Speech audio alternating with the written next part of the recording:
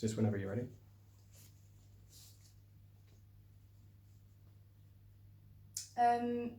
So in the book, you go to lots of different places. It's based in lots of different places. Did you research them, or did you know about them already? Because you seem to know a lot about them when you were speaking about them previously. I mean, going back to your question, how did I come up with the idea? One of the places, in fact, the biggest location for the book is Amsterdam, and that's somewhere that kind of came by accident because my wife and I, we've always wanted to visit Amsterdam. We went there, we looked at the wonderful museums, we looked at the obvious place, the red light district, and we were quite amazed, disturbed, and horrified and fascinated all in one go. And the reason why this book was originally called The Girl Behind the Glass was because that's what we saw when we stepped into that area. We saw this very sad looking girl standing behind a big pane of glass, obviously surrounded by a red light. And Sally said, I think you found your main character, because I've been looking for someone to base this story on, or to place within the story. So that's how I found Hannah for the story. We went back to Amsterdam, and yeah, I did a lot of research about it, about that district, read a lot about that. The other areas that the book is touching on, Mexico. I have been to Mexico. I haven't mentioned Mexico before this actually, but Eric has spent his last 20 years in Mexico, and again, it's an amazing Spanish Catholic culture. It's had its own Inquisition. It was a perfect place for me to place Eric, to sort of for him to come back from. Oaxaca, we went to Oaxaca.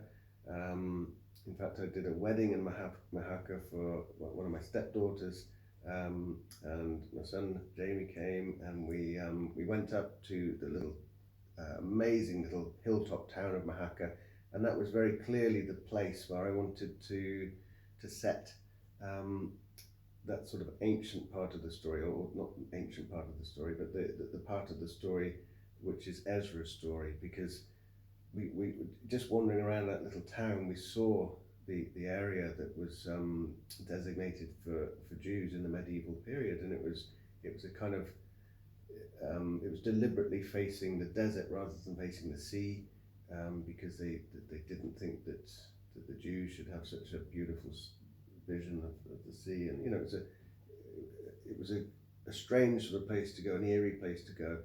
It was also the place where I came across one of the symbols of this book, which is called the Indalo Man.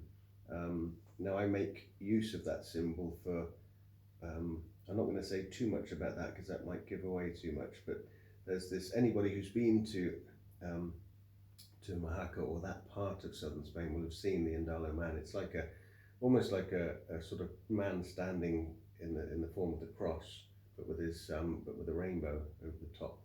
And as I say, I make use of that. And well, South Wales, I mean, I live in Herefordshire, I wanted somewhere to place this convent, and a convent that had a little bit of a suspect history, is not too far from me, somewhere in South Wales. I wanted to go and visit somewhere and just get a feel for it. It was a difficult place to go. It felt very protective, very secretive, but it gave me enough of an insight to kind of imagine Hannah as she might have been in that context. So yeah, I love doing that sort of research. I love placing myself in a situation. There's one little scene within the Amsterdam side of the story, which is where I think I describe it as like ants going to and fro to their nest. It feels like that on the streets of Amsterdam. There's pedestrians going in all directions. There's obviously bicycles going in all directions. There's trams. It's like a real kind of mess of people. And then in amongst them, there was this guy sat down. I presume a drug addict. Hand out and looking totally ill. Horrible thing to say, but I placed him in my story because I wanted it to be authentic, and I thought that was such a powerful image.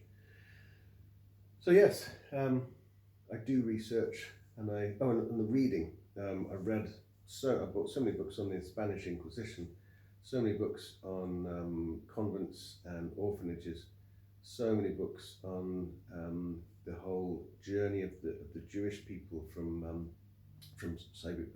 Iberia, southern Spain, through to other parts of Europe. So yeah, I take research very seriously because the book is true, you know. Joke.